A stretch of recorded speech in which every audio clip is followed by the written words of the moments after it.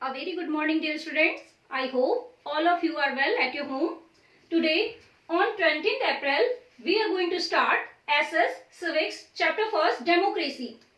आज जो चैप्टर हम स्टार्ट करने जा रहे हैं वो मैंने एसएस के सिविक्स के पार्ट से लिया है. चैप्टर फर्स्ट है हमारा डेमोक्रेसी. अब सबसे पहले मैं इस चैप्टर को कनेक्ट करूंगी आपके लास्ट क्लास से. अब हम इसे थोड़ा सा रिकॉल करते हैं. लास्ट क्लास में हमने एक चैप्टर पढ़ा था government.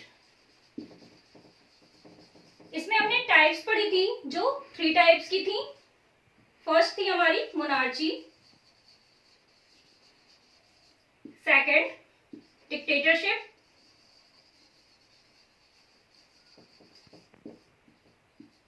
And third was democracy. अगर आप रिकॉल करेंगे तो ये टर्म आपको बिल्कुल भी न्यू नहीं लगेगा. अब हमने इसमें ये भी पढ़ा था इन तीनों में जो गवर्नेंस होती है वो किसके थ्रू होती है. देन मोनार्ची में जो रूल ओवर करते हैं वो होते हैं हमारे किंग और क्वीन. डिक्टेटरशिप में ऑलवेज ये वन मैन हेडेड होती है. इसमें जो हेड होते हैं वो वन मैन होते हैं एंड जिनको हम कहते हैं डिक्टेटर. डेमोक्रेसी बहुत क्लियर है, इसको हमने पढ़ा हुआ था.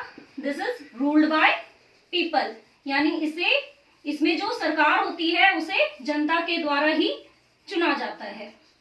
तो हमारा आज का चैप्टर जो है वो है डेमोक्रेसी. हमें इसके बारे में पढ़ना है, इसके क्या फीचर्स हैं, क्या इसके रोल है हमारे गवर्नमेंट के प्रॉपर फंक्शंस में. देन मैंने टॉपिक लिया है आपके key elements of democracy. What are the key elements of a democracy. सबसे पहली बात है जो जैसे मैंने आपको अभी बताया, डेमोक्रेसी इज इक्वल टू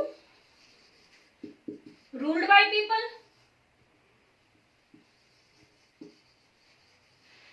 यानी इसमें जनता अपनी सरकार को इलेक्शन के थ्रू चुनती. तो इसके जो की एलिमेंट्स होंगे,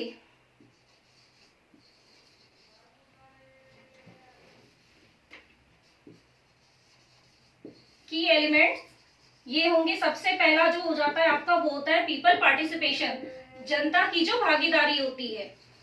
अगर जनता भागीदारी में ही नहीं होगी, वो वोट करने ही नहीं जाएगी, तो फिर आपकी सरकार कैसे बनेगी. तो first is people participation. Second, right to equality. हमारे जो कॉन्स्टिट्यूशन है उसमें फंडामेंटल राइट्स गिवन है हमें. उसमें एक राइट हमारा इक्वालिटी का भी है, मीन्स समानता का अधिकार.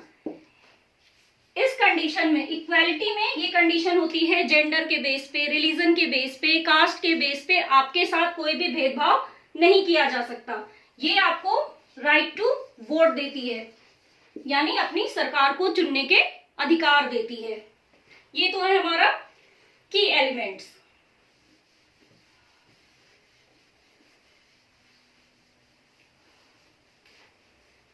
नेक्स्ट है India's journey as a democracy.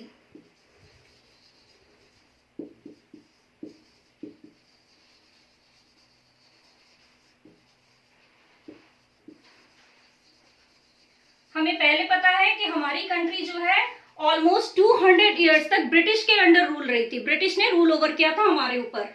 And we got independence on 15 August 1947. यहां तो हमें क्या मिली थी, इंडिपेंडेंस मिली थी. बट डेमोक्रेसी के लिए हमारी कंट्री को रिपब्लिक बनाना था. कैसे हुई थी रिपब्लिक, कब मनाते हैं अपना रिपब्लिक डे, कब सेलिब्रेट करते हैं. Then we celebrate it on 26 January. But हमारी कंट्री का कॉन्स्टिट्यूशन जब इंप्लीमेंट हुआ था, जब वो रिपब्लिक हुई थी, वो ईयर था 26 जनवरी 1950. ये वो टाइम था जब हमारी कंट्री को एक डेमोक्रेटिक कंट्री कहा गया था. नेक्स्ट कंट्री है, इलेक्शंस हो रहे हैं, डेमोक्रेसी है. देन ऑब्वियस सी बात है इसमें आपकी पॉलिटिकल पार्टीज भी इंक्लूड होंगी. तो हमें देखना है कि ये पॉलिटिकल पार्टीज किस तरह से वर्क करती है. एज वी नो, जो पार्टी मेजोरिटी के साथ जीतती है इलेक्शन में उसी की सरकार बनती है. आप तो अभी नहीं जाते हो वोटिंग के लिए, आपके घर से जो आपके बड़े हैं 18 ईयर्स या अबव पर्सन्स वो वोटिंग के लिए जाते होंगे, तो आप उनसे ये डिस्कस कर सकते हो। पॉलिटिकल पार्टीज में एक तो होती है हमारी मल्टी पार्टीज। मल्टी पार्टीज हम किसे बोलते हैं? मल्टी का मीन्स होता है जिसमें बहुत सारी पार्टी को ये राइट्स होते हैं एक कंट्री के अंदर वो अपनी पार्टी के साथ या कई पार्टियों को मिला करके चुनाव या इलेक्शन लड़ सकती हैं, and after winning they form there government, उसके बाद वो उनकी सरकार बनाते हैं। इसमें एक टर्म और है आपकी, एक तो आती है ruling party and another is opposition party.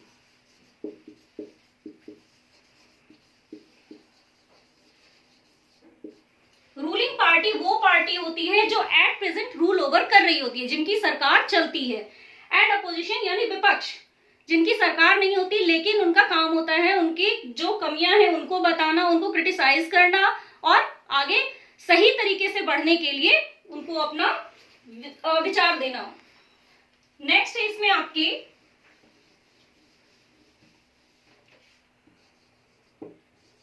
Election commission,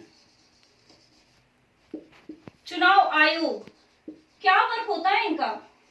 new term नहीं है ये, हमें ये पता है हमारी कंट्री में इलेक्शन होते हैं, तो हमारी कंट्री में जो इलेक्शन होते हैं उनमें फेयर इलेक्शन होना, फेयर इलेक्शन करवाना, ये ड्यूटी होती है इलेक्शन कमीशन की।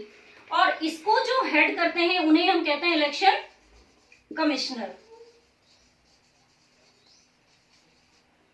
ये इनका काम होता है, जो पीपल हैं 18 ईयर से अबव उनको वोटर आईडी देना, सही तरीके से चुनाव को करवाना और उनके रिजल्ट बताना। एक टर्म आ रही है आपकी इसमें यूनिवर्सल